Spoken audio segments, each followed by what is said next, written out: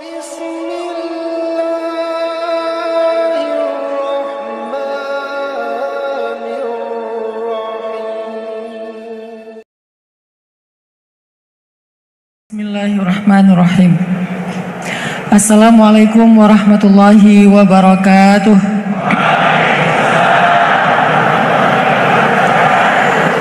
Alhamdulillahirabbil alamin. Alhamdulillahilladzi bi ni'matihi tatimmus shalihat wa bi fadlihi tatanazzalul khairat wal barakat wa bi taufiqihi tatahaqqaqul maqasid wal ghayat. Asyhadu an la ilaha illallah wahdahu la syarikalah wa asyhadu anna sayyidana Muhammadan abduhu wa rasuluhu alladzi la nabiyya ba'dah. Allahumma salli ala sayyidina Muhammadin fil awwalin wa salli ala sayyidina Muhammadin fil akhirin wa salli wa sallim wa barik ala sayyidina Muhammadin fil mala'il a'la ila yaumiddin. Rabbi syrah li sadri wa yassir li amri ahlul 'uqdatan min lisani yafqahu qawli. Allahumma inna nas'aluka ilman nafi'a wa qalban khashi'a wa lisanan dzakira wa amalan salihan maqbula. Rabbana hab lana hukman wa alhiqna bis salihin.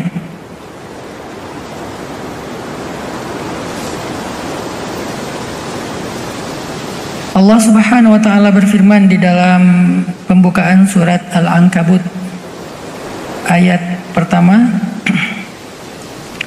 A'udzu billahi minasy syaithanir rajim. Bismillahirrahmanirrahim. Alif lam mim. Ahasiban nasu an yutraku an yaqulu amanna wa hum la yuftanun. Walaqad fatanna alladhina min qablihim falaya'lamanna Allahu alladhina sadaqu wa laya'lamanna al-kadhibin. Shadaqallahul azim. Teman-teman yang dirahmati Allah Subhanahu wa taala, alhamdulillah kita bersyukur pada sore hari ini kita bisa duduk bermajelis di dalam rumah Allah yang sangat indah ini. Luar biasa. Ini bangunan yang saya kira tadi ini Hagia Sophia. Kayak pernah aja Ustadz. Ini adalah kesempatan yang sangat mulia. Pertama, kita ada di rumah Allah. Kemudian yang kedua, saya bersyukur karena ada di antara orang-orang yang istimewa, yaitu kalian para jomblo-jomblo. Karena para jomblo itu adalah orang-orang yang istimewa. Kenapa istimewa? Karena mereka orang yang punya banyak ujian, godaan untuk berbuat dosa di masa muda, tetapi mereka memilih untuk sendiri daripada mereka melakukan dosa. Mereka lebih memilih jadi single alias jomblo daripada mereka pacaran. Ini benar gak sih kalian jomblo? Enggak. Salah dong saya.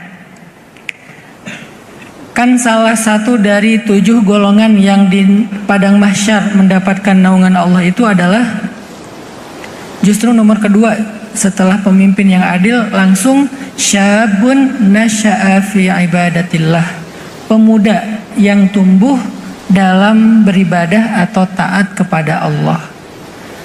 Dan pemuda yang tumbuh dalam ketaatan kepada Allah ini salah satunya adalah mereka yang memilih untuk tetap single daripada pacaran.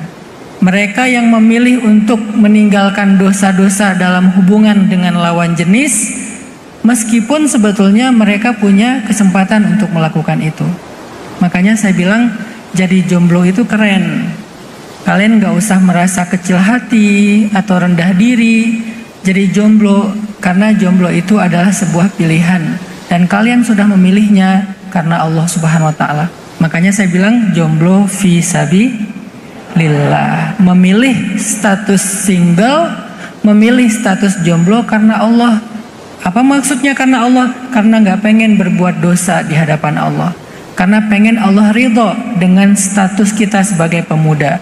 Berarti kejombloan kalian itu di jalan Allah, yang saya istilahkan dengan bahasa yang absurd, jomblo fisabilillah atau jovisa. Kita juga bahagia karena di hadapan kita ini banyak guru-guru kita. Saya mohon izin kepada para guru semuanya, kalau saya duduk di depan untuk berbagi semangat dengan anak-anak muda di Brawijaya ini. Sebetulnya di sini ada sepupu saya yang dosen juga di sini. Namanya kalau kita manggilnya Mbak Rizka, Bu Rizka ya. Mana orangnya? Ada nggak? Oh ternyata saya salah. Ada sih, ada. Nanti kalau kalian ada yang punya dosen namanya Bu Rizka, bilang saya fansnya Ustadz Hanan, tolong nilai saya di yang bagus gitu. Nggak bisa ya, nggak bisa saya kasih syafaat.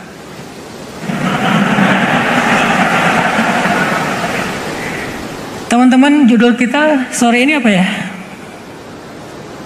Ini kayaknya yang nulisnya nih, yang bikin judul ini galau berat nih kayaknya nih. Kenapa aku? Pertanyaan ini pasti muncul dari orang yang tidak mengenal Allah Subhanahu wa Ta'ala. Karena kalau kita udah ma'rifah dengan Allah, udah mengenal Allah itu siapa, Allah itu bagaimana, gak ada pertanyaan siapa aku. Kenapa aku? Ya, siapa aku? Maaf, saya juga baru landing ini teh, belum connect. Gak ada pertanyaan kenapa aku. Pertanyaannya kenapa aku? Karena kita gak kenal dengan Allah yang telah memilih kita untuk sesuatu. Tapi nggak apa-apa lah, walaupun pertanyaannya salah, kita coba akan merenungkan jawaban-jawaban yang membuat kita jadi sedikit bisa mengobati galau. Kan pertanyaan ini muncul dari rasa sakit, muncul dari rasa kecewa, muncul dari rasa marah, muncul karena luka, benar nggak? Ketika kita sakit, marah, kecewa, terluka dengan pengalaman hidup, tiba-tiba kita nanya, ya Allah, kenapa aku? Kenapa aku yang menerima semua ini? Kenapa aku yang harus diuji seberat ini? Kenapa aku yang harus mengalami semua ini? Kenapa aku yang harus disakiti? Kenapa aku yang diputusin? Kenapa aku yang dilukai? Kenapa aku yang ditinggalkan? Kenapa aku yang harus sakit? Kenapa aku yang harus dibohongi, di PHP-in, diharkosin? Kenapa aku? Jawabannya, emang kamu yakin cuman kamu sendiri di muka bumi ini yang diuji?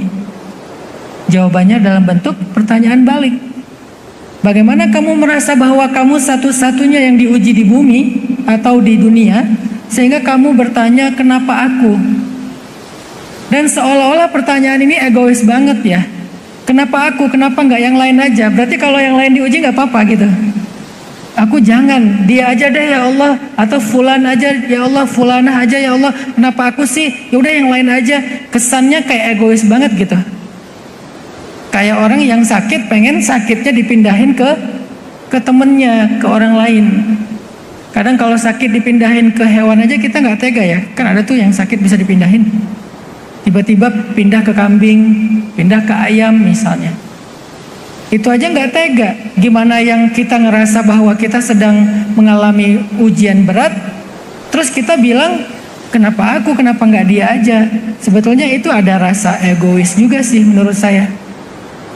Tapi kita coba cari jawaban dari sebuah pertanyaan yang muncul karena kebodohan ini. Pertanyaan yang muncul karena ketidaktahuan ini. Pertanyaan yang muncul karena marah ini. Apa jawabannya? Ternyata jawabannya ada di pembukaan surat Al-Ankabut, surat laba-laba. Surat laba-laba, surat Al-Ankabut. Allah Subhanahu wa taala bilang gini di ayat ke-3.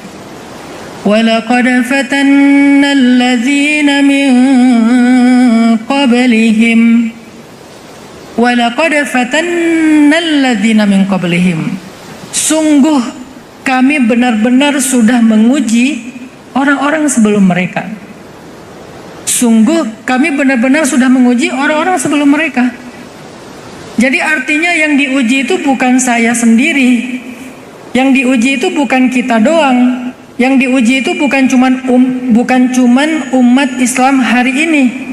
Tapi sebelum kita, bahkan sampai para nabi, walaqad fatannal ladzina min qablihim. Kami juga menguji mereka. Kami juga menguji mereka. Jadi kami menguji kalian.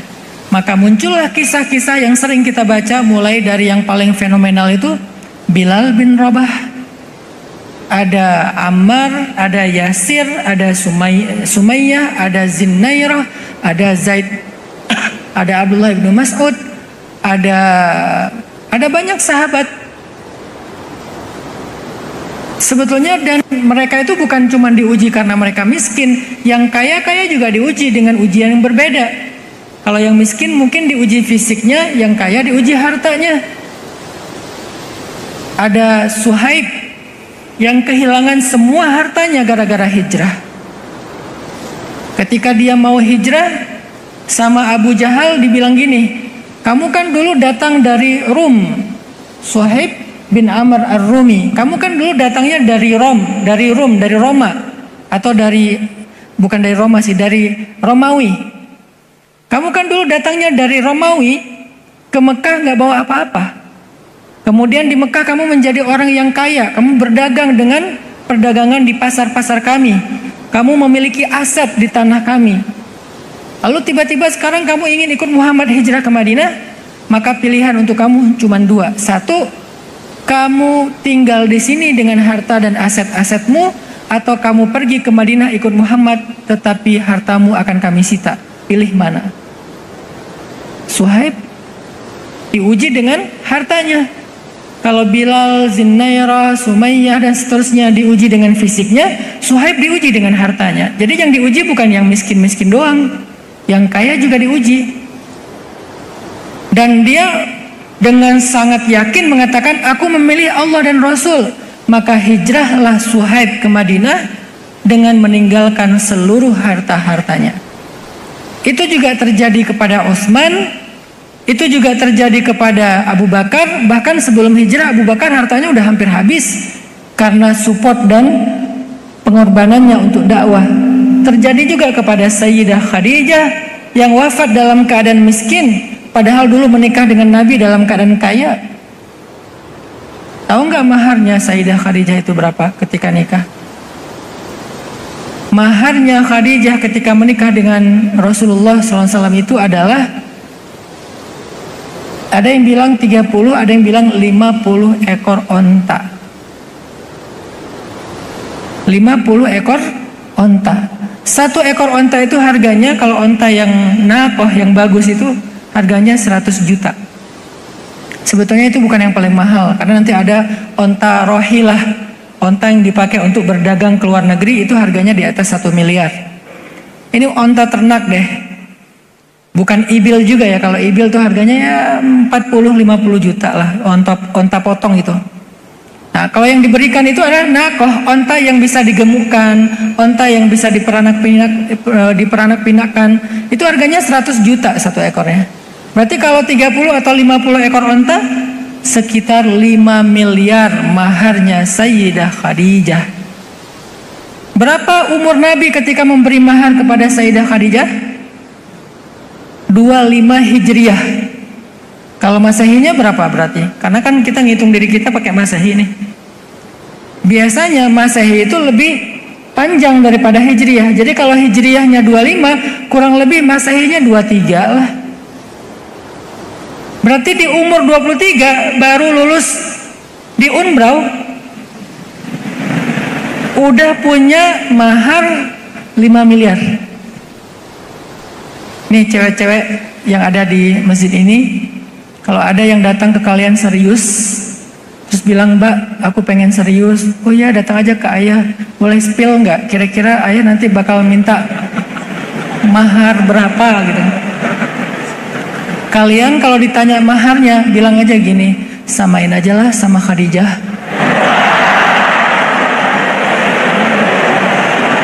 Saya mah nggak mau mahal-mahal, insya Allah biar solehah ya, biar ada teladan terbaik, samain aja sama Sayyidah Khadijah. Siap nggak kalau ada yang minta mahar seperti Sayyidah Khadijah yang di depan ini? Bismillah, aminkan aja dulu. Siapa tahu kalian punya mahar lebih dari itu insya Allah. Kalau nggak pun, nanti ceweknya ada dua pilihan, mau kayak Khadijah atau putrinya Khadijah, solehah juga, namanya Fatimah. Maharnya gimana? Minjem dari calon mertua. Dan alhamdulillah, ketika saya lamar istri saya, dia minta mahar seperti Sayyidah Fatimah. Jadi saya beruntung dulu tuh maharnya minjem dari calon mertua saya, orang Tuban sini. Tapi maksudnya Khadijah itu maharnya aja 5 miliar kurang lebih.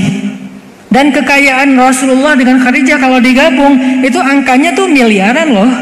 Angkanya tuh bisa puluhan atau hampir 100 miliar atau mungkin lebih, Allahu a'lam. Yang pasti lebih dari 10 miliar hartanya. Atau mungkin lebih dari 20 miliar hartanya. Habis semuanya sampai ketika Sayyidah Khadijah wafat, hampir-hampir beliau tidak punya warisan untuk Sayyidah Fatimah. Berarti kan memang diuji dengan hartanya. Selain ada sahabat yang diuji dengan fisiknya, ada juga yang diuji dengan perasaannya. Makanya Allah berfirman, Am hasibatum an tadkhulul jannah walamma ya'tikum mathalul ladzina khalau min qablikum massathumul ba'sa'u wad-dharra'u wa zulzilu. Ba'sa, dharra, zulzilu, 3 jenis ujian. Dan pertanyaan di ayat itu mirip dengan di surat Al-Ankabut. Kalau di Al-Ankabut bahasanya ahasiban nas, apakah manusia mengira? Di ayat itu bahasanya am hasibatum, apakah kalian mengira akan dibiarin aja mengatakan saya mau hijrah, saya udah beriman, saya menjadi muslim, akan dibiarin aja? Walamma ya'tikum mathalul ladzina khalau min qablikum, sementara kalian belum ngerasain apa yang pernah dirasakan orang sebelum kalian, berarti ini juga dirasakan oleh orang sebelum kita. Sama banget tuh ayatnya. Cuman ini lebih detail. Ba'sa, dharra, zulzilu, 3 ujian. Ujian fisik, ujian harta, ujian perasaan. Kalau ujian fisik, hari ini misalnya sakit, lelah, apalagi misalnya ya kayak yang dialami saudara-saudara kita di Palestina, di Gaza, diperangi, dijajah, itu ujian. Kalau itu sih 3-tiganya sekaligus ya. Ya fisik juga, ya hartanya juga, ya perasaan kehilangannya juga. Kalau ujian harta biasanya dari teman, datang pinjam dulu 100. Nah, itu namanya dharra, ujian harta. Datang minjam, udah gitu lupa, nggak bayar. Tapi dia lagi jalan-jalan, lagi makan-makan, update story, utang nggak bayar. Itu namanya dharra. Yang paling berat menurut saya bukan ba'sa, dharra, walaupun dua-duanya berat. Tapi yang paling berat itu justru zulzilu, diguncang. Dan ini adalah simbol dari ujian perasaan. Zulzilu, diguncang-guncang perasaannya. Tiba-tiba dibikin happy, besoknya dibikin kecewa dan patah hati. Itu zulzilu banget tuh. Makanya diistilahkan dengan zulzilu atau zilzal, guncangan kayak gempa. Karena orang kalau udah kena ujian perasaan itu rasanya bumi ini kayak bergoyang gitu. Udah nggak tenang lagi. Dan itu dialami oleh semua sahabat. Dan Nabi, salah satu di antara ujian zulzilunya Nabi yang paling berat itu adalah ketika Nabi kehilangan Abu Thalib dan Sayyidah Khadijah hanya berselang 2 bulan saja. Bulan Rajab Abu Thalib wafat. Bulan Ramadan tahun ke-10 Hijriah Sayyidah Khadijah yang wafat. Cuman berselang 2 bulan saja. Keduanya pergi dan keduanya adalah orang yang paling dicintai sama Nabi. Apalagi Sayyidah Khadijah, nggak ada yang bisa menggantikan Sayyidah Khadijah di hati Rasulullah. Walaupun nanti ada Aisyah, ada Hafsah, ada Sofia yang luar biasa, tetapi nggak bisa menggantikan Khadijah. Itu namanya zulzilu. Sekarang pertanyaannya, emangnya kamu doang yang diuji? Padahal telah datang kepada orang sebelum kalian ujian yang sama, bahkan mungkin lebih berat. Ada nabi yang diuji dengan ba'sa. Nabi Zakaria digergaji. Anaknya Nabi Yahya dipenggal lagi sholat, lagi sujud. Nabi siapa? Nabi Ibrahim dibakar hidup-hidup. Walaupun kalau Nabi Ibrahim kita memahaminya, oh kan dia selamat. Bagaimana dengan Zakaria dan Yahya? Dan banyak lagi para anbiya yang diuji dengan fisiknya, atau diuji dengan perasaannya, diuji dengan hartanya. Siapa yang diuji dengan fisik, harta, dan perasaan sekaligus? Nabi Ayub, sakit, kehilangan semua harta, kehilangan semua anak. Udah sakit dirinya, habis hartanya, kehilangan semua putra-putranya. Nabi Muhammad juga kehilangan Qasim, kehilangan Tahir, kehilangan Tayyib, kehilangan Ibrahim. Jadi ujian yang kita alami hari ini itu bukan sesuatu yang baru, teman-teman. Itu sudah berlaku kepada orang-orang sebelum kita, dan kita itu nggak sendiri dalam hal ini. Kalau kita bicaranya ujian, kita nggak mau bicara tentang azab. Mudah-mudahan kita bukan orang yang diazab. Saya hari ini agak prihatin ya dengan istilah ain dan istidraj. Kan nggak tahu ya, sekitar 2 tahun terakhir 2 kata ini sering banget dipakai ya. Tapi menurut saya udah nggak tepat lagi pemakaiannya. Itu menurut saya agak-agak identik dengan iri sebetulnya. Kalau ada teman kita yang dipuji, awas kena ain. Dipuji dikit, diancam dengan ain. Atau ada teman kita yang susah, kayaknya tuh kena ain sih. Nanti kalau ada teman kita yang dapat kebaikan, itu istidraj sih kata aku. Jadi kita jadi judging ya, jadi mudah sekali menghakimi orang lain. Kalau nggak ain ya istidraj. Pas susah kena ain, pas dapat kebaikan istidraj. Saya nggak setuju dengan istilah ini untuk dipakai sembarangan. Ini istilah sebetulnya istilah judgment, dan istilah ini hanya boleh dipakai oleh seorang mufti atau seorang ulama yang mengerti detail dari kriteria mana ain, mana istidraj. Nggak boleh sembarangan kita lempar, ini istidraj. Si fulan beli mobil, kayaknya istidraj sih dia tuh. Kenapa ya ada teman saya yang dia pacaran, yang dia kayaknya nggak sholat, tapi kok karirnya bagus, nilainya bagus, di organisasi bagus. Siapa bilang bagus? Itu tuh istidraj, tau nggak sih? Ini kan berarti judgment. Berarti kita ngejudging orang lain yang mendapatkan karunia Allah. Tapi kan dia pacaran Ustadz, tapi kan dia buka aurat Ustadz, tapi kan dia berbuat dosa Ustadz, tapi kan dia nggak sholat Ustadz. Bentar dulu, bisa nggak kita iltamis li akhika alfa udrin, cari 1000 alasan untuk berbaik sangka sama dia. Oke, dia mungkin berbuat dosa. Oke, mungkin dia adalah orang yang nggak baik sholatnya. Siapa tahu sekarang dia udah bertobat. Saya kenal dia Ustadz, dia belum bertobat. Siapa tahu dia punya amalan rahasia yang kamu nggak ngerti. Kayaknya nggak ada deh rahasia dia. Semua rahasia dia ceritain ke saya. Kayaknya dia dapat doa orang tua. Tapi saya juga punya orang tua. Nah, kamu nggak pernah sungkem sama ibumu. Kalau dia selalu cium tangan ibunya, nelpon ibunya berapa hari sekali, nelpon ayahnya minta restu, kamu sendiri nggak pernah lakukan itu. Artinya dia itu bukan lagi istidraj, dia itu lagi dapat nikmat dari Allah. Alasannya Allahu a'lam. Jangan sampai orang dapat nikmat istidraj, begitu orang dikasih ujian untuk diangkat derajat, kita bilang ain. Padahal Nabi kalau ngejenguk orang sakit nggak bilang ain. Nabi bilangnya apa? La ba'sa tahurun insyaallah. Nggak apa-apa, ini pembersih. Nggak apa-apa, ini mengangkat derajat. Nggak apa-apa, ini mengampuni dosa. Berarti kamu bukan dapat musibah, kamu dapat anugerah dengan bentuk sakit, dengan bentuk ujian untuk membersihkan dosa dan mengangkat derajat.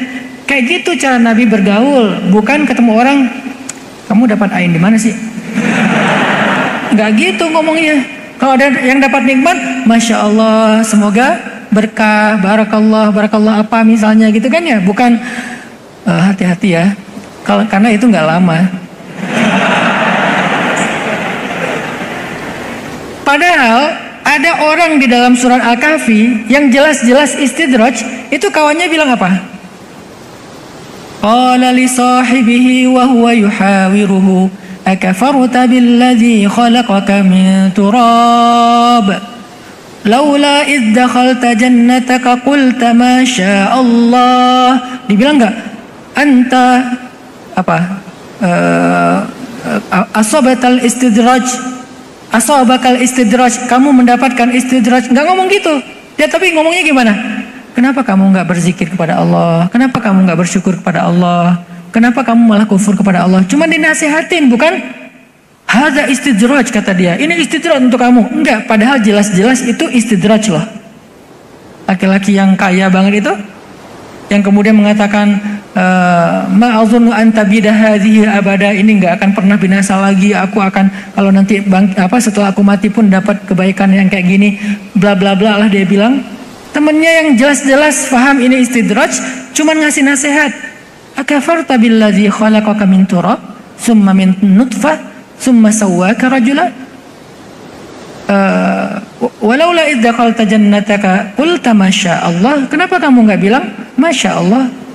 Nah, jadi dinasehatin dulu. Nanti ujung-ujungnya ketika memang nggak bisa dinasehatin, baru ada basyiran, ada nadhiran, ada busyra, ada ada nadra, ada berita gembira, ada peringatan. Nah, jadi teman-teman, kalau kita lagi dapat ujian ini bukan kita sendiri yang ngerasain, tapi orang-orang sebelum kita pun merasakan hal yang sama. Ini poin pertama dari pertanyaan kenapa aku? Ternyata bukan kamu sendiri. Jadi setelah ini diganti pertanyaannya, kenapa kami? Bukan kenapa aku, kenapa kami? Atau kenapa mereka? Karena kita nggak sendiri, kita nggak sekelompok, kita nggak segenerasi. Kita dan orang-orang sebelum kita ngalamin hal yang sama. Jadi semuanya sama. Sekarang pertanyaannya dirubah lagi. Kenapa? Udah segitu aja. Dari kenapa aku jadi kenapa kami ternyata juga nggak cukup. Maka pertanyaan yang paling tepat adalah kenapa? Apa hikmahnya? Apa pelajarannya? Sehingga aku diuji, sehingga kami diuji, sehingga mereka diuji. Apa pelajarannya? Disitulah kita akan belajar yang namanya hikmah. Karena ilmu itu ada ilmu wawasan, ada ilmu kehidupan. Ilmu wawasan itu namanya saqafah. Ilmu kehidupan itu namanya hikmah. Yang kalau dalam bahasa Indonesia sederhananya diartikan pengalaman. Ilmu kehidupan itu namanya hikmah. Yang dalam bahasa sederhana Indonesia diistilahkan dengan pengalaman. Orang yang paling banyak pengalamannya walaupun gak sekolah adalah orang yang berilmu. Sebagaimana orang yang paling banyak wawasannya dengan sekolah adalah orang yang berilmu. Jadi orang yang berilmu itu bukan cuma orang yang mutsaqaf, bukan cuma orang yang punya wawasan, baca banyak buku, atau mungkin punya banyak referensi, gelarnya tinggi, tapi juga ada yang namanya orang yang berilmu dengan ilmu hikmah diberikan oleh Allah lewat pengalaman-pengalaman hidup. Atau dalam istilah yang lain, ada ilmu yang namanya ilmu al-muktasab. Ada lagi ilmu namanya al-mauhub. Al-muktasab istilah lainnya al-kasabi. Al-mauhub istilah lainnya al-wahabi. Tapi ini beda dengan aliran ya. Al-muktasab, al-kasabi, al-mauhub, al-wahabi, al-thaqafah, al-hikmah. Ini 2 pembagian ilmu. Al-muktasab atau al-kasabi, ilmu yang dipelajari, kita baca, baik ilmu agama ataupun ilmu umum, kita baca, kita sekolah, itu namanya ilmu al-muktasab atau al-kasabi. Tapi ada ilmu yang tidak dipelajari, yang tidak dibaca, yang tidak sekolah, namanya ilmu al-mauhub. Kalau dalam ilmu tasawuf dikenal dengan istilah ilmu laduni. Dalam tasawuf itu sering diistilahkan dengan istilah ilmu laduni. Dari mana istilah ilmu laduni? Bukan carene, bukan katanya, bukan cenah, bukan qila wa qal. Kalau dalam bahasa Arab qila wa qal, bukan. Cari sopo. Kok ada yang namanya ilmu laduni? Gak bahaya tah istilah ilmu laduni? Itu adalah istilah Al-Quran. Ilmu laduni itu istilah Al-Quran. Dari mana Ustaz? Ya di Al-Kahfi. Wa 'allamnahu min ladunna ilma. Dan kami ajarkan kepada laki-laki itu. Siapa laki-laki yang dimaksud? Nabiullah Khadar, yang di Indonesia diistilahkan Khidir. Dan kami ajarkan kepada Khadar dari sisi kami ilmu, dari sisi kami. Kata dari sisi kami itu adalah ladun, dari Allah langsung, namanya mauhub, dikasih. Nah, ketika Allah Subhanahu wa taala memberikan ilmu kepada seorang hamba yang sifatnya pengalaman hidup, dalam bahasa lain juga diistilahkan dengan hikmah, al-isabah fil qawli wal amal, definisinya. Tepat dalam ucapan, tepat dalam perbuatan. Dan itu namanya hikmah. Balik lagi ke cerita tadi. Apa hikmahnya ketika kita diuji? Apa hikmahnya ketika kita diberikan masalah? Sama dengan apa hikmahnya ketika kita dikasih tugas sekolah. Makanya saya sengaja membahas tentang pembagian ilmu, karena kalian adalah para pelajar, kalian adalah para mahasiswa-mahasiswi, kalian adalah orang-orang yang berpendidikan. Kalian sangat memaklumi ketika dosen kalian ngasih tugas, ya. Walaupun agak-agak komplain dikit ketika tugasnya banyak, tapi kalian kerjakan juga. Dan kalian ikhlas dengan itu. Kenapa? Kalian tahu di balik tugas-tugas itu, di balik proyek-proyek itu, di balik susah payahnya kalian belajar dari 1 tahun sampai 4 tahun, dilanjutkan lagi 2 tahun, dilanjutkan lagi 2 tahun. Kalau di Indonesia per jenjang itu 2 tahun, S2, S3. Bahkan ketika saya kuliah di Mesir, S2-nya rata-rata teman-teman paling cepat tuh 5 tahun. Tapi banyak dari teman-teman saya tuh S2 8 tahun, S3-nya 8 tahun. Saya udah punya anak 4, mereka baru selesai S3. Padahal kita berangkat ke Mesirnya sama. Berhubung mereka orangnya sabar, sampai S3. Saya orangnya gak bertahan, pulang duluan. Istri saya aja S2 di sana saya pengaruhi. Apain sih kayak gini-gini? Padahal udah benar dia tuh, gara-gara nikah sama saya jadi terpengaruh dengan pengaruh yang buruk. Akhirnya kita pulang. Dia cuma sempat setahun doang S2-nya, saya anterin dia ke kuliah, ke kampus, naik tram yang di tengah kota itu kan. Dia turun di kampusnya, saya jalan-jalan bawa kamera, foto-foto. Sampai di rumah malam-malam dia buka buku, saya ngedit-ngedit. Beda banget dunia kita. Jadi artinya ketika kita mendapatkan tugas kuliah, kita disuruh ikut ujian, kita mendapatkan proyek, kita effort di situ, kita berjuang di situ, kita habis-habisan di situ, bahkan kita bayar untuk biaya pendidikan kita, kita bayar living cost kita nggak ngeluh, nggak pernah bertanya kenapa aku. Coba tiba-tiba dosen ngasih tugas ke kita, terus kita bilang, Pak, kenapa saya?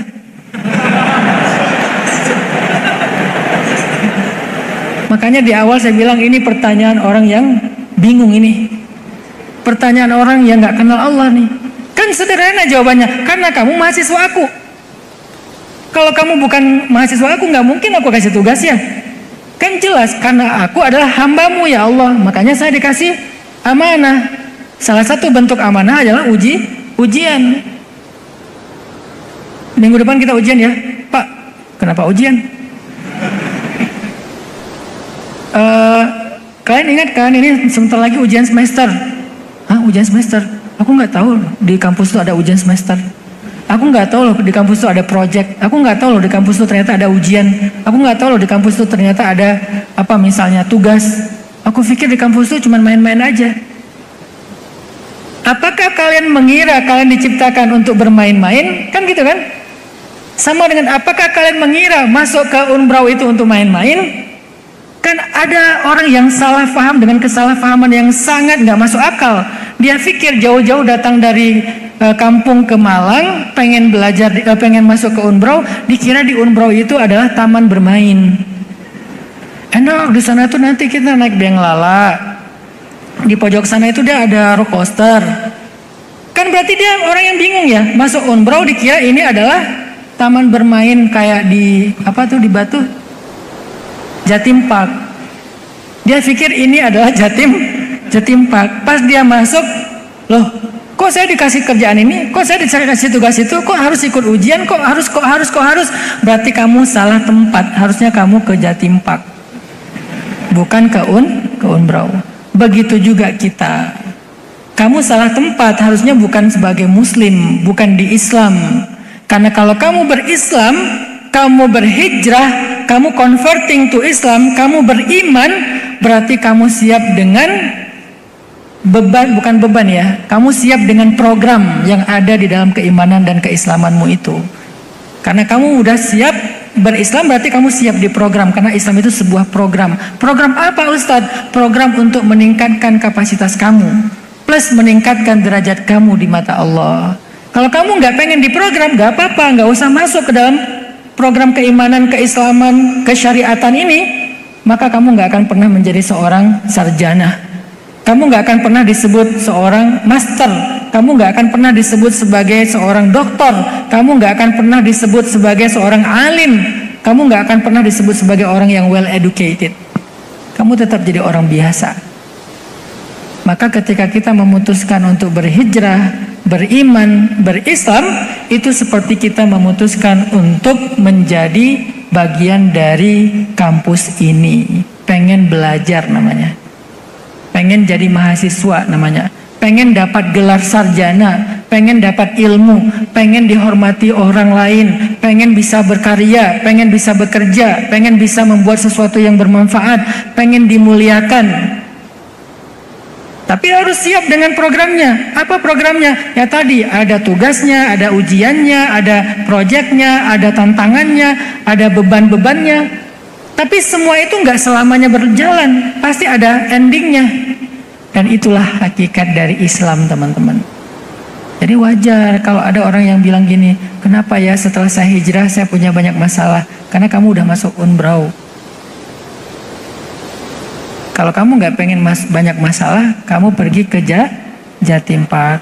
Sebetulnya ya tetap ada sih, ya bayar tiket ya.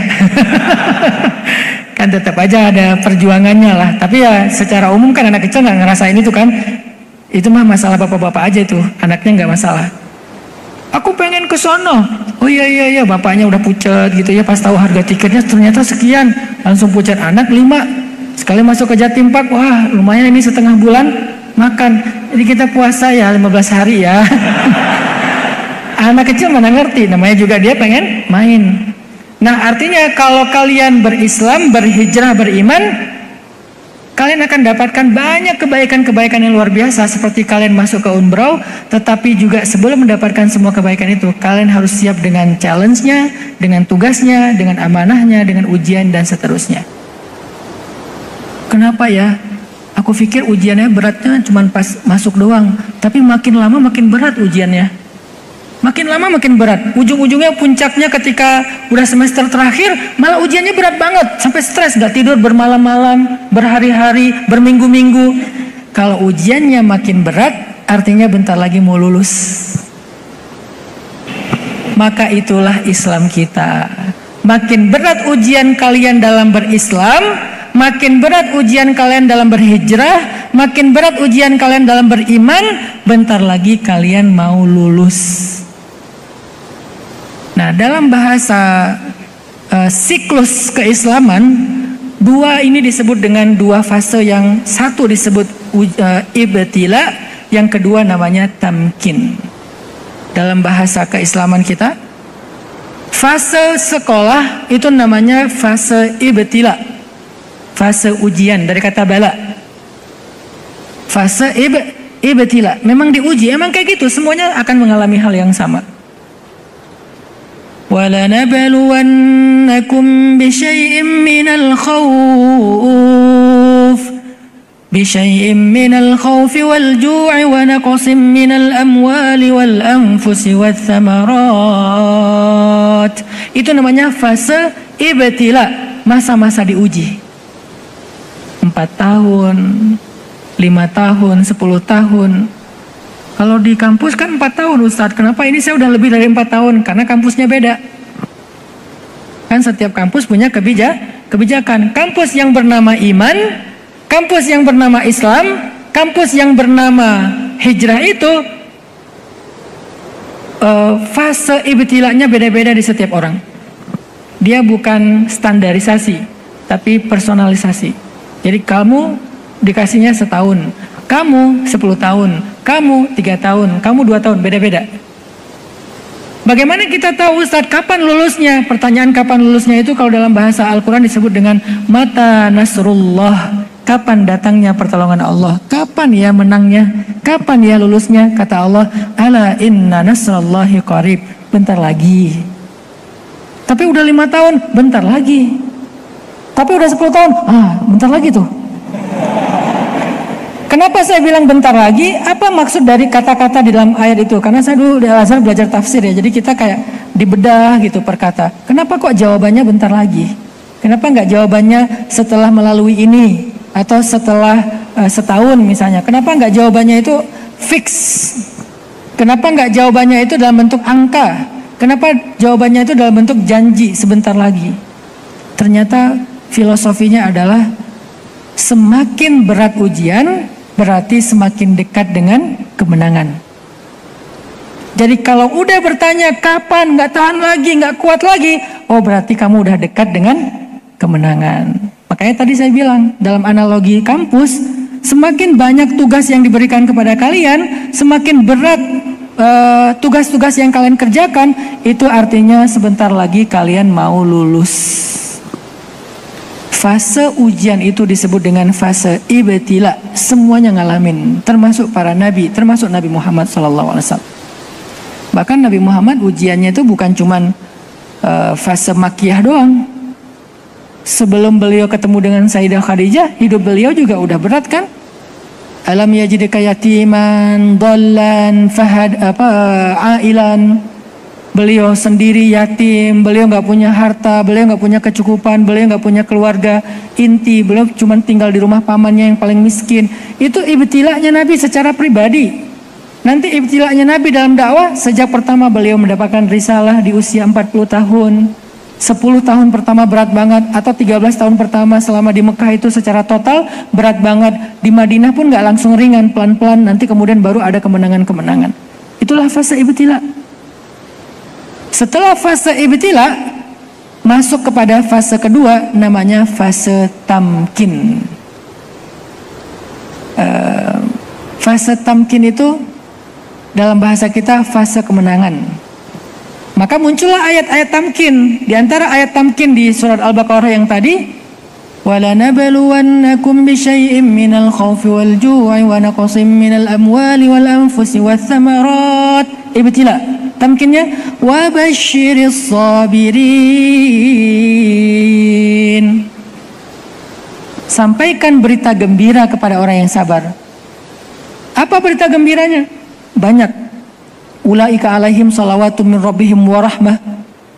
Mereka mendapatkan salawat dari Allah, mendapatkan rahmat dari Allah. Itu kalau urusannya urusan langit. Kalau urusan bumi itu kalau dalam bahasa Nabi Nuh, yursilis sama alaikum midrara wa yumdidukum bi amwalin wa banin wa yaj'al lakum jannatin wa yaj'al lakum anhara.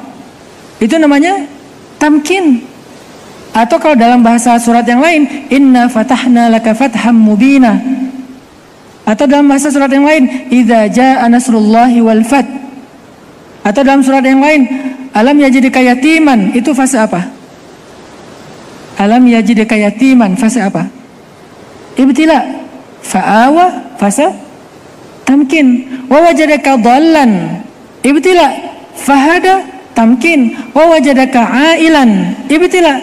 Fa'aghna, tamkin. Jadi dalam hidup kita sebagai seorang mukmin, muslim, muhajir, kita harus melalui dua fase ini. Tapi yang paling panjang adalah yang kedua, fase tamkin. Ibtila itu nggak panjang. Sepanjang-panjangnya ibtila, tetap dia nggak sepanjang tamkin. Makanya jangan berkeluh kesah, karena ibtila kita itu nggak abadi. Fa inna syada'ida la tadum. Sesungguhnya ujian itu nggak abadi. La tadum, nggak akan abadi. Tunggulah yaumut tamkin, hari kemenangan, yaumul fath. Idza jaa nasrullahi wal fath. Jadi kalau sekarang dikasih ujian, jangan lagi nanya tentang kenapa saya, kenapa ujian, kenapa setelah hijrah kok banyak masalah. Karena kamu masuk Unbrau, bukan masuk Jatim Pak. Sederhana logikanya. Ya udah deh kalau gitu saya nggak mau jadi masuk Unbrau, mau di Jatim Pak aja. Ya udah, nggak apa-apa. Berarti kamu nggak akan pernah disebut sebagai sarjana. Kamu nggak akan pernah dapat life skill, hard skill, segala macam skill. Kamu nggak akan pernah dihormati orang. Kamu nggak akan pernah dianggap dewasa. Kamu nggak akan pernah dikasih pekerjaan atau mendapatkan pekerjaan atau membuat pekerjaan. Kamu nggak akan pernah menjadi orang yang eksis. Kamu tetaplah sebagai anak kecil dan selamanya dalam keadaan lemah dan tidak mulia. Itu pilihan masing-masing. Aku nggak mau hijrah. Aku nggak mau beriman. Aku nggak mau menerapkan syariat, aku nggak mau menjalankan agama Allah, biar nggak diuji. Nggak apa-apa, berarti selamanya di mata Allah kamu menjadi orang yang biasa-biasa aja. Tapi kan kalau misalnya pengen jadi orang yang biasa, yang luar biasa di mata Allah, mulia di mata Allah, aku takut nggak kuat. Bismillah, biasanya kalau dilihat dari jauh itu emang agak mengerikan. Jalanin aja dulu. Setelah dijalani ternyata benar Ustaz nggak kuat, jalanin lagi. Sampai kapan? Bentar lagi. Usia berapa Sayyidah Khadijah mendapatkan jodoh yang tepat? 40 tahun. Sebelumnya bukan jodoh, sebelumnya itu ujian. 2 kali menikah, 2 kali ujian. Ujian menikah yang pertama suaminya meninggal, menikah yang kedua bercerai. Berarti belum ketemu jodoh kan ya? Ibaratnya 2 kali diputusin kalau dalam bahasa anak muda sekarang. Menikah yang pertama ditinggal, menikah yang kedua putus. Kalau dalam bahasa pacaran, yang pertama ditinggal, yang kedua putus. Ustadz, saya baru ditinggal. Harusnya hari ini saya menikah. Tetapi sebulan yang lalu dia hilang jejak. Saya tracking, gak ketemu. Ada si akun yang mirip dengan akun dia, tapi di private. Saya udah request pakai akun fake saya. Gak di approve sama dia Ustadz. Kayaknya dia udah ninggalin saya. Dia ngerasa ditinggalkan. Sayyidah Khadijah pernah ngerasa kayak gitu. Atau nggak cocok. Akhirnya setelah itu saya dekat lagi sama seseorang. Tapi kok nggak nyaman ya Ustadz, nggak nyambung ya Ustadz. Akhirnya kita putus. Sayyidah Khadijah juga pernah mengalami. Walaupun bukan dalam arti negatif. Menikah sih halal. Cuman tetap nggak berhasil. Lalu setelah 2 kali belum berhasil. Saya nggak mau bilang gagal ya. 2 kali belum berhasil. Saya sekarang harus hati-hati banget dengan diksi ya. Trauma bisa viral lagi di Lambe Syariah. 2 kali belum berhasil. Akhirnya Sayyidah Khadijah sabar, nungguin sampai umur beliau 40 tahun. Tiba-tiba datanglah seseorang yang sangat luar biasa istimewa. Kebayang nggak penantian Sayyidah Khadijah itu berbuah? Seorang suami yang gantengnya super duper ganteng, keren banget, soleh banget, baik banget, bertanggung jawab banget. Bahkan dia adalah kekasih Allah, bukan cuma kekasih istrinya. Siapa di antara kalian yang mau seperti Sayyidah Khadijah?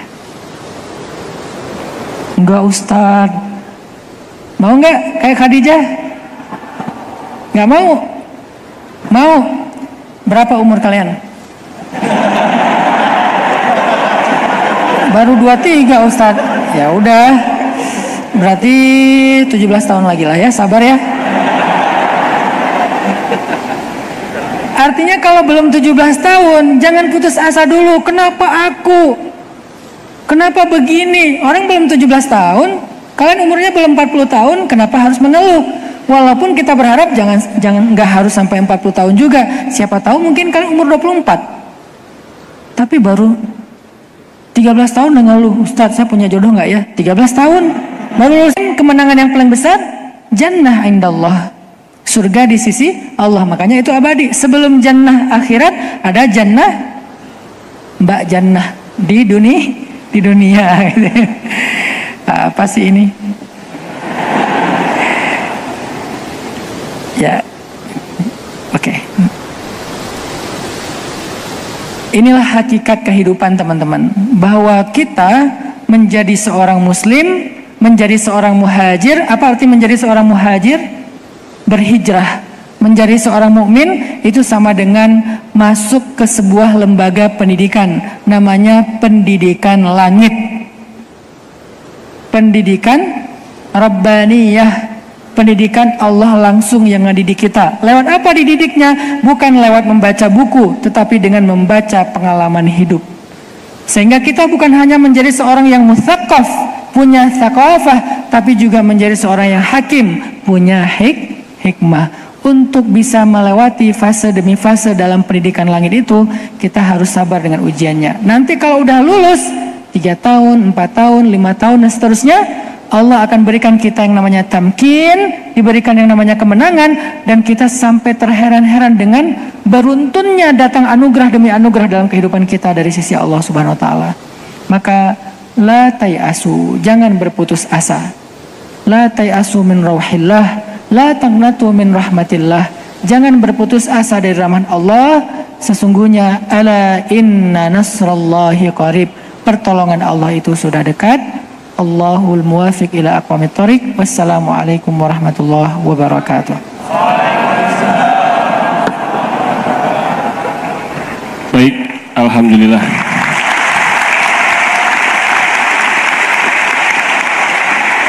Takbir. Allahu Akbar. Alhamdulillah. Sampai goyang kayaknya, Ustaz. Punten Ustaz, abdi teh kapungkur di Bandung 5 tahun. Santrinya Hakim di Darut Tauhid mohon. Terus oh alhamdulillah. Maaf ya, kangen-kangenan dulu ya. Satu area Bandung. Baik Ustaz, izin habis ini kita ada Q&A. Ada tanya jawab. Karena waktunya terbatas, 1 orang ikhwan, 1 orang akhwat, ya. Yang ingin bertanya tolong angkat kaki. Salah ya. Tolong angkat tangannya. Nah, bismillah. Mau saya yang pilih? Bismillah, bismillah, bismillah. Aduh, yang mana ini? Banyak ya, bingung ini. Ya Allah, tunjukin saya yang di sini. Yang coklat, kamu pakai jilbab abu-abu. Belakangnya, belakangnya. Ya, kamu yang nengok. Kamu yang nengok-nengok. Bukan yang belakangnya. Hei. Iya, kamu. Hei. Malah nyari-nyari. Bisa dibantu panitia mic-nya? Halo, bisa dibantu cepat. 1 lagi mana tadi? Ayo, siapa? Mas, minta tolong aja. Minta tolong di 1 lagi yang ikhwan ya? Sambil Ikhwan nunggu mic-nya ke akhwat, mungkin yang ikhwan dulu. Yang ikhwan, oke, yang ikhwan, ya, Mas.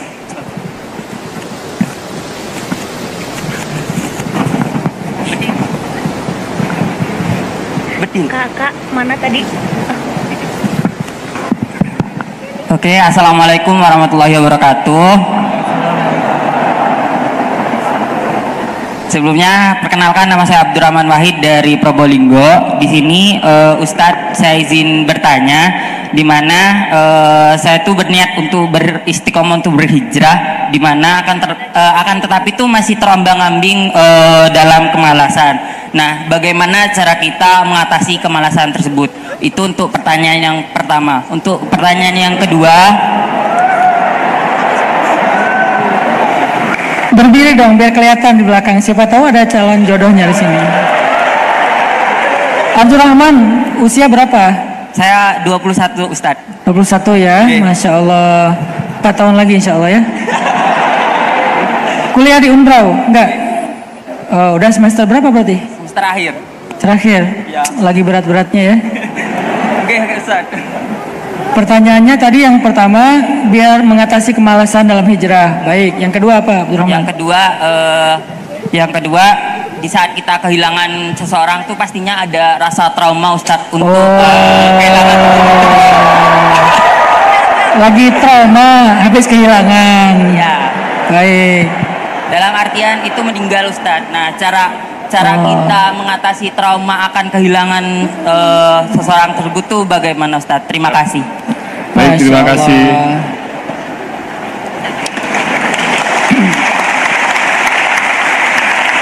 Sudah, yang akhwat? Saya tampung dulu ya. Oh, mau dijawab dulu atau? Saya tampung dulu aja nanti sekalian. Tampung dulu, sebentar, Ustadznya sambil. Sekaligus informasi yang belum mendapatkan gift, ya nanti setelah yang sudah kemarin registrasi infak, kemudian belum mendapatkan gift, sudah daftar, nanti selesai acara bisa ambil di meja registrasi, ya. Oke, baik, yang akhwat, Mbak, silakan. Assalamualaikum warahmatullahi wabarakatuh. Waalaikumsalam warahmatullahi wabarakatuh. Sebelumnya saya ingin mengucapkan terima kasih karena sudah diberikan kesempatan untuk menyampaikan beberapa keresahan serta pertanyaan yang mungkin banyak dirasakan oleh teman-teman yang ada di sini. Perkenalkan, nama saya Herlina Hesti Pamungkas. Teman-teman bisa Herlina. Ya. Herlina Hesti. Oke. Betul. Panggilannya? Mohon maaf Ustadz, mungkin di sini pertanyaannya ada cukup panggilannya banyak. siapa dulu, Mbak? Herlina. Mbak Herlina. Ya, betul. Oke, dari mana, Mbak? Kebetulan saya dari NTB, Nusa Tenggara Barat. Oh, kebetulan ya dari NTB ya. Soalnya tadi sempat ditanya sama Ustadz. Dari NTB. Di mana NTB-nya? Di Kabupaten Dompu. Oh, nggak hafal juga saya. Enggak tahu ya. Oh. Itu Saya ada di Pulau Lombok. Kalau di Sumbawa. Lombok mungkin tahu saya ya. Iya, Mbak di Herlina Pulau udah semester berapa? Di sini juga di Unbrau enggak? Kebetulan bukan di Universitas Negeri Malang. Sekarang Ya. sudah semester akhir. Oh, Masya Allah. Kok sama ya? Sama dengan siapa tadi ya? Bentar, Mbak. Kebetulan Mbak Herlina ini banyak kebetulannya ya. Iya. Kebetulan Mbak Herlina ini semester terakhir. Kebetulan kawan saya tadi juga semester terakhir ya. Oh, kok ya kebetulan ya. Nggak, Mbak, bercanda. Silakan, Mbak. Gimana pertanyaannya, Mbak? Jadi Ustadz, di sini ada beberapa pertanyaan yang akan saya sampaikan.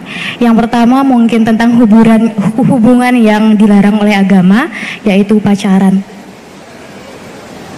Oh, itu pertanyaan temennya ya. Enggak. Maaf, Soalnya dicolek dari belakang. Enggak, Oke. Ustadz. Maaf. Jadi pertanyaan pertama itu, gimana sih kalau misalnya sekarang banyak banget ya hubungan yang sudah terlanjur sampai ke, mohon maaf, hubungan intim misalnya kayak gitu. Nah, di sini banyak sekali pihak-pihak yang disalahkan, terutama pihak perempuan dan orang tua. Nah, dari persepsi-persepsi seperti itu dan stigma masyarakat, kenapa selalu perempuan yang yang diberikan citra buruk gitu, sementara yang melakukan itu sama-sama gitu, kayak mereka sama-sama suka baik antara laki-laki maupun perempuan. Gimana sih citra buruk itu? Gimana? Aspirasi. Mohon maaf Ustadz. Gimana citra buruk itu selalu mempengaruhi perempuan gitu Ustadz. Padahal selama ini kita semua tahu di sini hubungan seperti itu tidak bisa dilakukan hanya dengan diri sendiri gitu loh Ustadz. Maksudnya kayak perempuan laki-laki kalau melakukan hal itu pasti dari perasaan mau sama mau kayak gitu Ustadz. Lalu yang kedua, saya sebagai mahasiswa semester akhir tentu saja banyak sekali keresahan seperti yang sebelumnya sudah disampaikan mengenai masa depan ya Ustadz. Dan sedikit banyak hal ini mempengaruhi pikiran saya. Dan kebetulan another kebetulan, boleh. Ya, kebetulan temanya hari ini tuh Dear Allah, mengapa harus aku? Kayak gitu kan. Nah, untuk mahasiswa semester akhir seperti saya ini sangat banyak sekali ujian untuk menyelesaikan skripsi dan lain sebagainya. Apalagi sekarang juga pasti memikirkan gimana sih ke depannya dapat kerja apa enggak kayak gitu Ustadz. Nah, saya sendiri mau gimana sih pemikiran-pemikiran seperti itu, seperti yang sudah disampaikan sama Ustadz tadi. Meskipun kadang kita sudah diberikan nasihat, meskipun kadang kita sampai sudah ke psikolog, ke ke psikiater kayak gitu-gitu, tapi tetap saja pemikiran-pemikiran seperti itu sedikit banyak mempengaruhi bagaimana kita mengambil keputusan gitu Ustadz. Dan hal itu bukan lagi jadi rahasia karena sekarang sudah banyak sekali kejadian-kejadian bunuh diri dan lain sebagainya. Padahal kalau misalnya ditanyakan soal iman, soal sholat, mereka melakukan sholat, mereka beribadah kepada Tuhan, tapi banyak sekali kejadian-kejadian seperti yang menimpa remaja-remaja atau remaja akhir seperti saya ini Ustadz, seperti itu.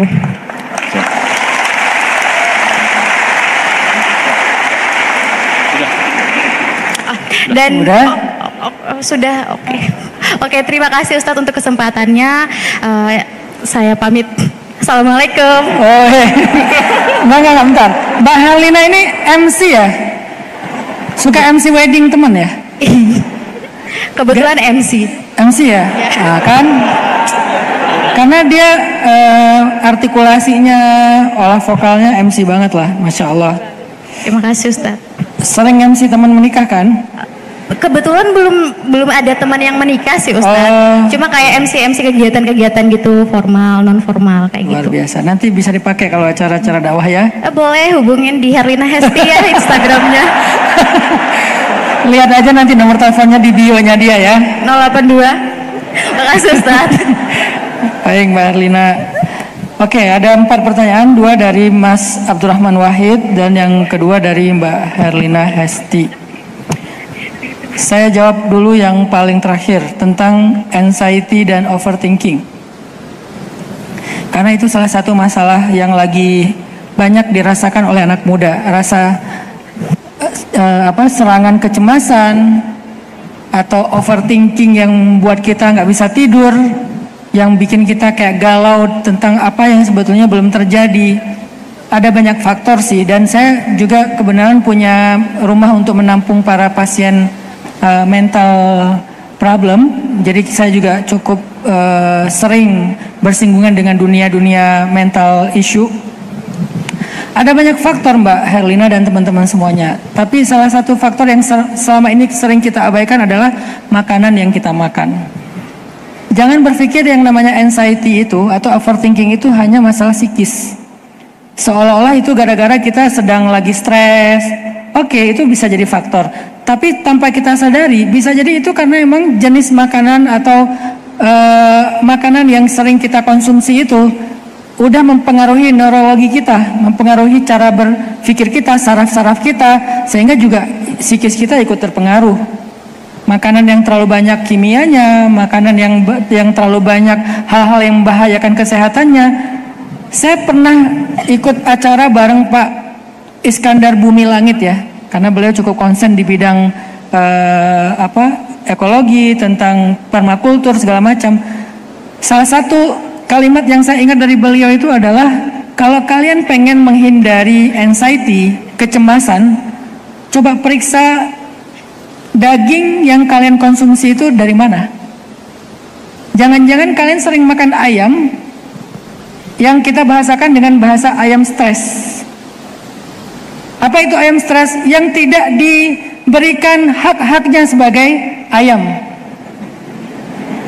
Dari mulai dia dikembangbiakan dengan disuntik, kemudian diberikan kandang yang tidak layak, kemudian ketika mau dibawa ke tempat diindustrikan, dia dimasukin ke dalam sebuah truk yang kita lihat di jalan-jalan tol atau jalan-jalan besar kan, gimana dia didedet tuh apa sih, didesak-desak gitu, sehingga dia jadi kayak stres.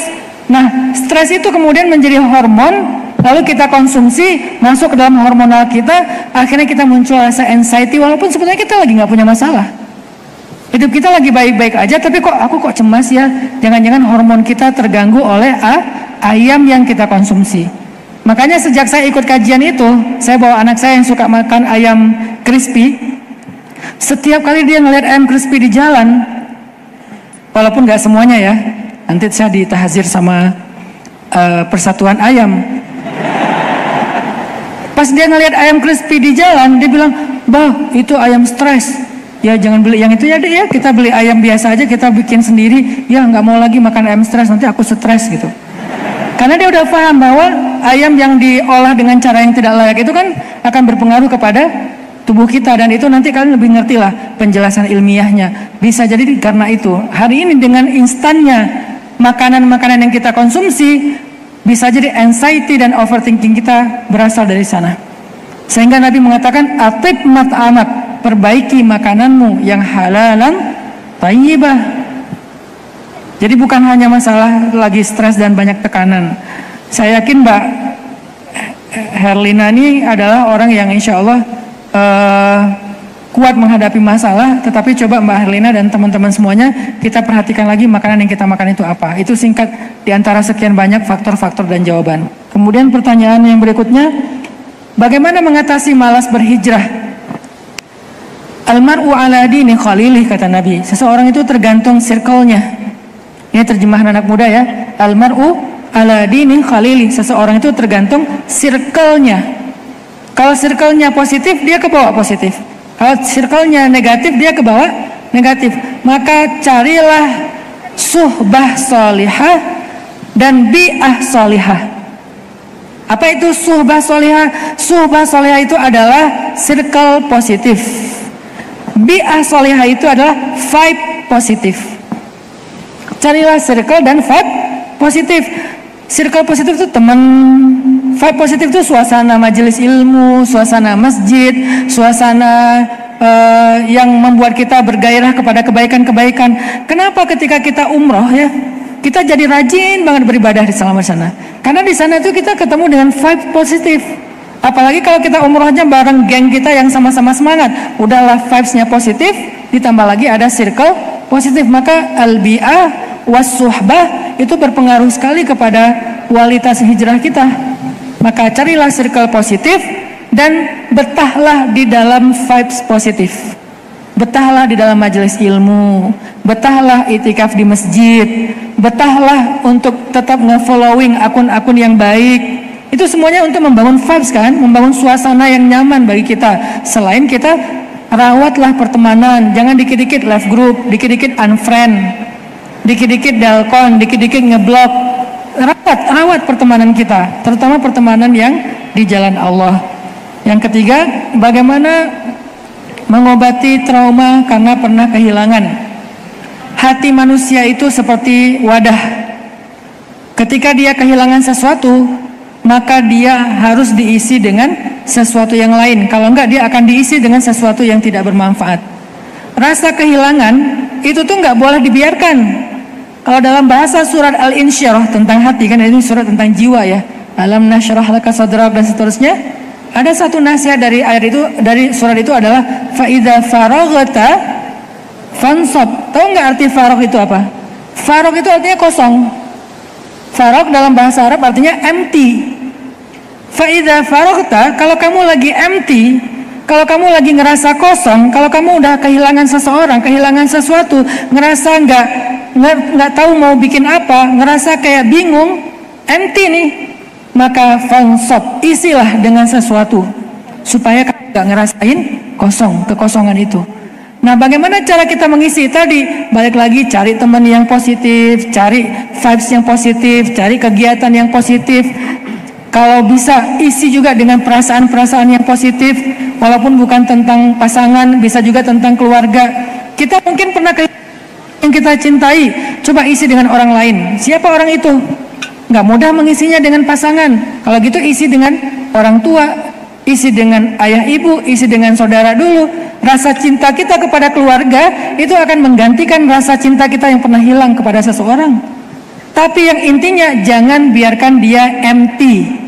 Jangan biarkan dia faragh, fansab, segera isi. Ada kata fa di situ, maka segera. Jangan biarkan dia kosong. Karena kalau dia udah kosong, yuwaswisu fi sudurin nas. Pertanyaan yang terakhir, hubungan terlanjur jauh. Kenapa sih perempuan selalu yang disalahkan? Sebetulnya bukan perempuan yang disalahkan, laki-laki yang disalahkan. Kalau ada hubungan yang terlalu jauh itu kan pasti yang salah laki-laki kan? Pasti yang salah laki-laki. Cuman yang disayangkan perempuan. Ini saya ralat ya diksinya ya. Enggak pernah perempuan disalahkan. Yang salah itu laki-laki. Dan kami siap kok disalahkan. Karena pelakunya adalah laki-laki. perempuan adalah korban. Korban apa? Korban bujuk rayu. Kan nggak harus selalu korban keterpaksaan ya. Bisa aja dibujuk rayu, di PHP-in, diterbangkan ke awan dengan kata-kata yang indah. Dengan bapak kamu kerja di bengkel, enggak sih, bapak aku pegawai negeri. Akhirnya nggak nyambung misalnya. Korban laki-laki. Laki-laki itu emang pelaku, emang layak disalahkan. Tapi perempuan bukan disalahkan, disayangkan. Kenapa kalian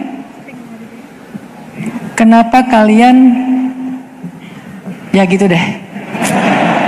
Jadi perempuan itu disayangkan karena kalian punya pilihan untuk yes or no, maka sangat disayangkan. Kenapa kok laki-laki disalahkan, perempuan disayangkan? Karena perempuan itu ketika dia hubungannya terlalu jauh, dia itu memberikan terlalu banyak. Laki-laki tidak memberikan terlalu banyak. Hati-hati ya, laki-laki itu nggak rugi banyak loh dengan hubungan yang jauh. Perempuan yang rugi banyak.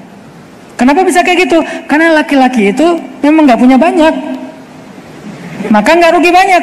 Coba perhiasan laki-laki itu sebanyak apa sih? Laki-laki itu hampir tidak menarik, hampir tidak punya perhiasan yang berharga. Makanya fikih laki-laki itu sederhana. Nggak ada kan suratul rijal. Yuk kita buka surat Ar-Rijal dalam Al-Quran. Nggak ada kan? Saking nggak terlalu banyaknya fikih tentang laki-laki, sehingga tidak butuh surat khusus membahas tentang mereka. Tapi perempuan, saking perhiasannya, saking berharganya, saking banyaknya hal-hal yang mulia pada diri kalian, sampai ada surat tentang kalian. Dan bukan cuma satu, ada surat perempuan, ada surat curhat, ada surat pengharaman. Itu tentang kalian semua itu. Surat perempuan An-Nisa, surat curhat Al-Mujadilah, surat pengharaman At-Tahrim. Itu surat-surat tentang kalian. Surat tentang personalnya, ada surat Maryam. Artinya teman-teman yang dirahmati Allah, kalau hubungannya terlalu jauh, yang paling rugi itu perempuan. Makanya kalimat saya adalah sangat disayangkan. Kalian rugi banyak, mereka nggak terlalu rugi banyak. Orang mereka nggak punya banyak. Kalian yang rugi banyak karena kalian punya banyak. Setiap helai rambut kalian itu adalah berharga, maka kalian telah kehilangan hal-hal yang berharga. Setiap ruas kulit kalian itu berharga, kalian telah kehilangan hal-hal yang berharga. Malunya kalian, senyumnya kalian, bahkan bayangnya kalian berharga, kalian kehilangan banyak. Ali pernah jalan bersama dengan Sayyidah Fatimah, lagi jalan berdua nih, romantisnya Ali sama Fatimah. Ali itu sibuk banget kalau siang-siang jalan sama Fatimah, sekali di kanan, sekali di kiri, sekali di depan. Fatimah sampai bingung, Ali kamu kenapa sih? Terus kata Ali, aku lagi menutup bayang-bayang kamu, hai Fatimah. Hah, maksudnya aku nggak rela orang melihat bayang kamu karena bayang kamu terlalu berharga. Bayangnya aja nggak boleh dilihat orang, apalagi orangnya. Coba bayangin, saking sayangnya Ali kepada Fatimah. Wahai para perempuan, ketahuilah bahwa bayang kalian aja berharga, apalagi diri kalian. Diri kami aja nggak berharga, apalagi bayang. Jadi kalau ada hubungan yang terlalu jauh, kami itu nggak terlalu rugi banyak dalam urusan dunia ya. Kalau urusan akhirat semuanya menanggung dosa. Kalau urusan dunia, kami nggak rugi banyak. Orang kami nggak punya banyak. Kalian yang rugi banyak karena kalian punya banyak hal yang mulia dan berharga. Ibarat ada dua orang, yang satu bawa uangnya banyak, yang satu bawa uang sedikit. Ketika kehilangan, yang satu dibilang kamu rugi banyak karena dia bawanya banyak. Yang ini dia mah cuma rugi sedikit, makanya dia ya easy going aja, santai. Orang dia hilangnya cuma misalnya 50.000, yang ini hilangnya 50 juta. Coba bayangin, yang satu hilang 50.000, yang satu hilang 50, kebanyakan ya 50.000 ya. Yang satu hilang 10.000, yang satu hilang 10 juta.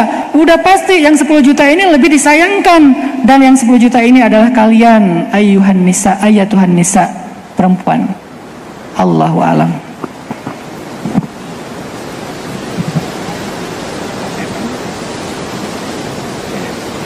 Ya, baik. Terima kasih teman-teman. Mudah-mudahan jawabannya bisa menenangkan hati kita. Sebelum ditutup dengan doa oleh guru kita Ustadz Hanan Ataki, kami dari PPPA Darul Quran memberikan peluang.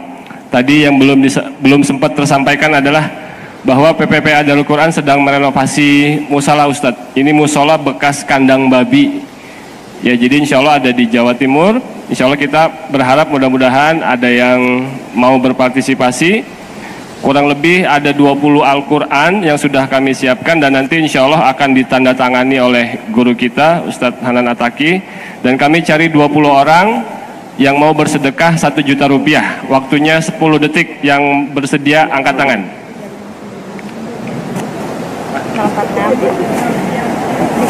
Ya, oke, 1, hitung sampai 10 ya. 1, 2, ada lagi? Uangnya tidak mesti hari ini, besok atau mungkin nanti setelah beberapa hari, silakan. 2 orang, 3, ada lagi? 4, 5, 6, 7, 8, ya, 9, 10, oke, di atas ada? Ada lagi? Di bawah mungkin ya? Kita hitung. Ada lagi di sini? Yang di atas ada yang mau ikut mendapatkan pahala jariah membangun musola itu dulu bekas kandang babi. Insya Allah kita mau renovasi biar lebih nyaman di bulan suci Ramadan ini. Baik, ada lagi? Oke, baik. Nanti kalau sudah, oh ya, baik Ibu, terima kasih di belakang. Yang tadi berkomitmen 1 juta dan akan mendapatkan hadiah Al-Quran, ya, insya Allah ada tanda tangannya Ustadz Hanan Ataki. Maka nanti tolong langsung WA ke nomor 0822 3403 9408. Saya ulangi sekali lagi, 0822 3403 9408. Nomornya PPPA Darul Quran. Sudah? Sekali lagi ya, 0822 3403 9408. Insya Allah kami mencari 20 orang yang berkomitmen tadi.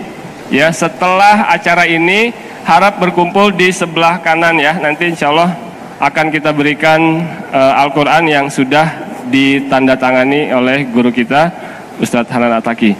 Baik, terakhir, Ustadz ini pakai sorban keren banget nggak? Kerennya sorbannya Ustadz keren banget. Ustadz, ini ada yang di belakang. Bisa berdiri apa enggak? Bentar gini, oh, oke. Ya, ada yang mau sorbannya Ustadz nggak? Mau. Wani piro. Oke. Kalau misalnya uang apa dia dikasih hadiah sorban Ustadz, ada yang mau sedekah 10 juta, angkat tangan. Ada yang mau 10 juta? Hah? Mau 10 juta sedekah ya? Hah? Oke, dihitung sampai 5. 1. Kalau tidak ada kita turunin jadi 9.900.000. 2. Ada?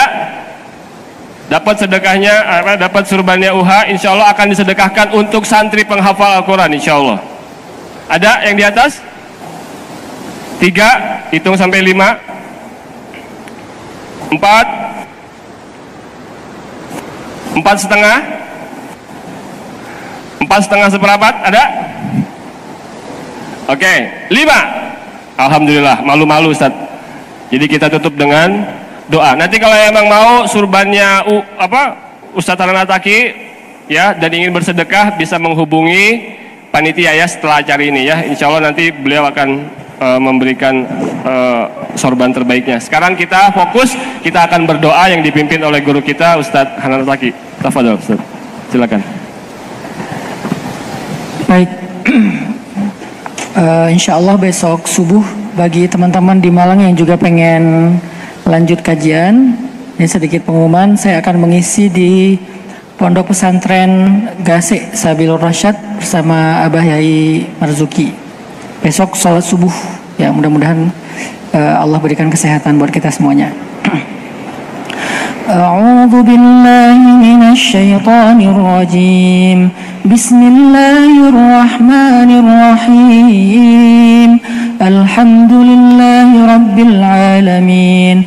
Allahumma lakal hamdu 'adada khalqik wa lakal hamdu zinata 'arsyik ولك الحمد مداد كلماتك ولك الحمد يا حبيبنا حتى ترضى ولك الحمد إذا رضيت ولك الحمد بعد الرضا اللهم صل على سيدنا محمد في الأولين وصل على سيدنا محمد في الآخرين وصل وسلم وبارك على سيدنا محمد وعلى آله وأصحابه أجمعين اللهم إليك أسلمنا وبك آمنا وعليك توكلنا وإليك أنبنا وبك حاكمنا نعوذ بعزتك أن تضلنا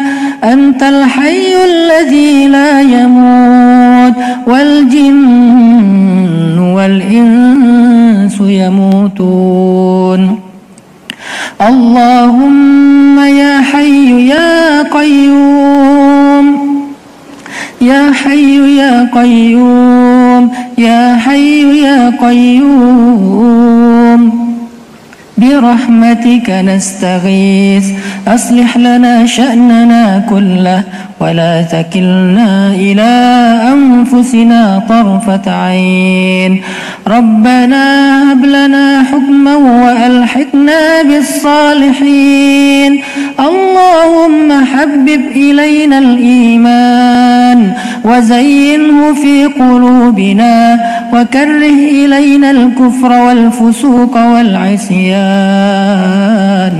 واجعلنا من